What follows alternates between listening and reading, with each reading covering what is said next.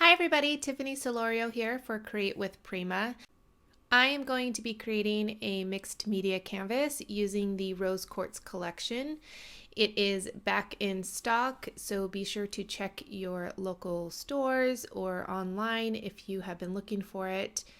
It's super gorgeous paper and all of the embellishments and everything to go with it. I'm using a piece of the 12 by 12 paper from the paper pack. And this paper does not have foil on it. The paper pack collection doesn't have foil. If you want foil, the single sheets have the foil on it, just so that you know. I know there was some confusion with that. I personally like that there is the option to have the foil or not. I traced the canvas onto the paper and cut it out, roughed up the edges with the Prima Distress tool and just adding it to the canvas there. Because I'm going to be using a lot of different sprays and paints and things, I am adding some clear gesso to my pattern paper because I want some of that pattern to show through, and this way none of the sprays and inks and paints will soak through the paper. And I did want to lighten up some of that black on the pattern paper, so I'm just adding some white gesso, and I dry brush this on, so it's a little heavy, but it's not, you could still see some of the pattern through it. I love the Crackle paste, so of course I'm going to add some of that. I don't think I can do a mixed media piece without adding some Crackle paste. It just adds so much texture. And you want to make sure that you let that dry completely before moving on to the next step. I am using a Prima stencil and some light paste with the silicone brush and just adding some of the doily image onto the canvas there. And I'm not exactly sure where I'm going to be putting all of my embellishments and things. I know a general area, so a lot of it gets covered up, but that's okay. So I use a Prima die, and I wanted to show you that there is this really cool tool from Spellbinders, and it helps getting all of those little pieces out from this really intricate die. So I'll use that later, but I just wanted to share with you. After the light paste dries from the stencil, I am going to add another coat of white gesso. This is just for good measure. I think it's probably not necessary, but I just like to do that just to make sure that everything is covered up and nothing is going to soak through my paper. So I am going to be adding some cardboard, and I love adding cardboard. It is a basically free way to add lots of texture and interest to your projects. I trace part of the cardboard so that it sits nicely onto the canvas. I wanted it to be offset and a little bit rugged, but on the edge I wanted it to sit nicely. So I just cut that out, and then I also ripped up the top layer of the cardboard to show all of the ridges, and then I just adhere it to the canvas with some Fabri-Tac glue. You can use E6000, anything that you would think would hold it. I don't think that hot glue would do the trick here. Definitely you want to use some sort of 3D matte gel or something that is a little bit heavy dutier, especially because we're going to be adding a lot of different elements and embellishments on top of the cardboard, so you want to make sure that it is adhered really good to the canvas. So I am adding a layer of white gesso, and then I'm going to take some more Crackle paste just to make sure that everything flows nicely and everything just has lots of texture. And I add it randomly on to the top of the cardboard and onto the ridges, in the inside of the ridges, and a little bit on the side of the cardboard as well. When you're adding different layers to mixed media, you want to make sure that you're creating uniformity through your project, so that it all flows really nicely. I am taking some art pebbles from Prima, and these are just clear plastic half circles basically, and I'm just adding them with some Fabri-Tac, and then I will paint over them with some gesso. In the end, I do paint them with some Sparks paint, so technically this step is not necessary. I was planning on just using Color Bloom spray, so that's why I am adding the gesso, but I do end up adding the acrylic paint to it. So to add color to my project, I'm using some Color Bloom sprays, and this one is Storm Cloud. This is a really pretty gray color, and it's going to help blend out the colors on the canvas. I'm using the gray just as sort of my base color. So I did add a little bit of water to help the color, spread out and flow nicely where I wanted it, and I just kind of let it go where it wanted to. And I'm adding the Magic Stone Color Bloom to add more depth to my project. So I want to add a darker color in where I know there's a lot of texture and the crackle paste and on top of the cardboard so that it adds more depth to the project. I really like the Magic Stone color because it's not completely black, but it is dark enough to add lots of depth to the project, any project that you want to use it on. So I'm going to take some more water to help it flow nicely, and I just tilt my project or my canvas back and forth so that it goes where it wants to. And I am taking some oil pastels. These are the water soluble oil pastels from Prima, and this is the gray, and I'm using a paintbrush, and I add a little bit of water to the color and just kind of blending out some of the darker areas. The Magic Stone with the Storm Cloud and then the oil pastel all together to blend it all out nicely.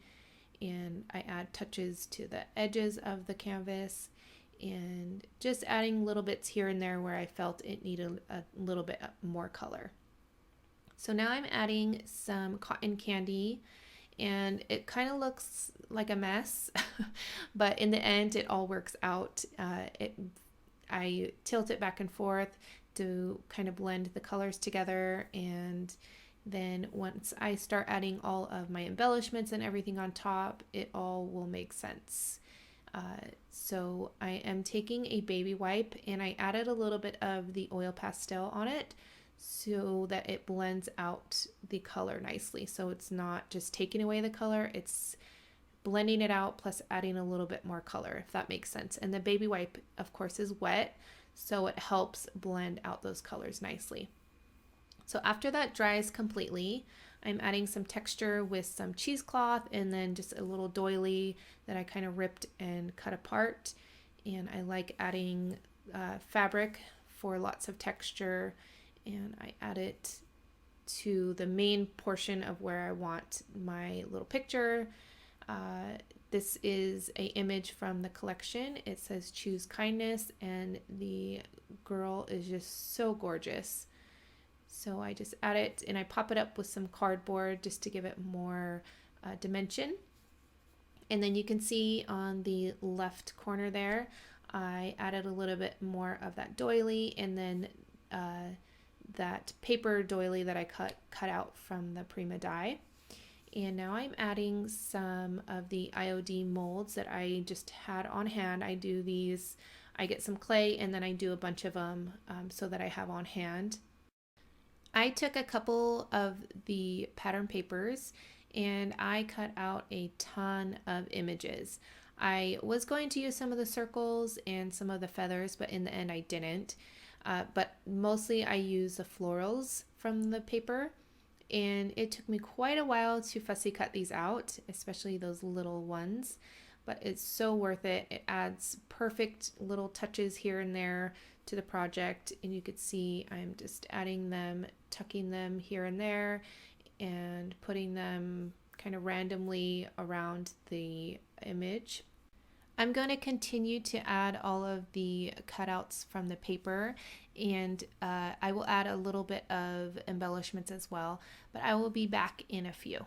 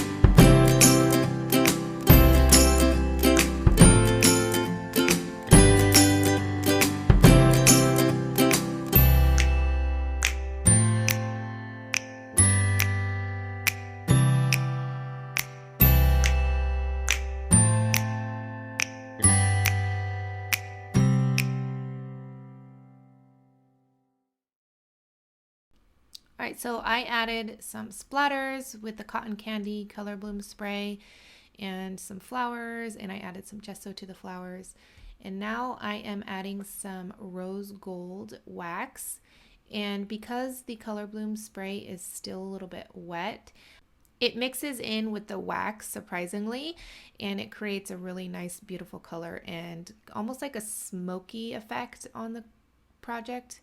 You can kind of see what I'm talking about. It just blends out really nicely, and I just add it with my finger here and there, and I love the wax. There's so many different colors. I'm now taking a old paintbrush that I use for the wax, and I am just adding it to the edges of the canvas just to give the canvas a little bit of color on the edge. I'm now going in behind all of the embellishments and blending out some of the wax with the color bloom spray again, and then I'll add some to the art pebbles and just again randomly throughout the project. I'm taking the oil pastel again and adding it to the project with my finger just to blend everything out and make sure there is no harsh lines anywhere. I want everything to flow really nicely and be blended out really nice. This is the Sparks paint. It is so gorgeous. I am adding it to the art pebbles. Super pretty paint. This one is Butterfly Spells. I'm taking some water in the Sparks paint and I'm going to add some splatters. Not too many, just a little bit here and there. And this creates, again, some more texture and more interest to your project. And I love splatters. I don't think, well, you can't have too many splatters. I've probably done it a lot of times, but I just love them. I'm taking the Storm Cloud Color Bloom Spray and adding color to the clay molds that I put on the canvas. And I do believe I add a little bit of water to help it flow nicely. And then I'm going to take some of the Magic Stone Color Bloom again and add more depth to the project, just randomly here and there where I feel like I want a little bit more depth on my project. And then I add the water to help it flow nicely, and I'll just tilt it back and forth so that it goes where it wants to in all of the nooks and crannies. And then of course I'm going to add some white splatters with some watered down gesso. I leave the gesso a little bit thicker. I don't add too much water to it. This will create bigger splatters and more like splats rather than little dots. So I am going to finish off the canvas with some vintage silk art alchemy wax, and I just use my finger just to add it randomly on the project just to highlight some of the areas that I want. That is going to complete the project for today. I hope you guys enjoyed.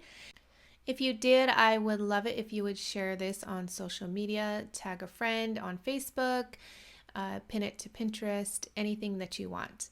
I want to thank you guys so much for watching, and I will catch you guys later. Bye.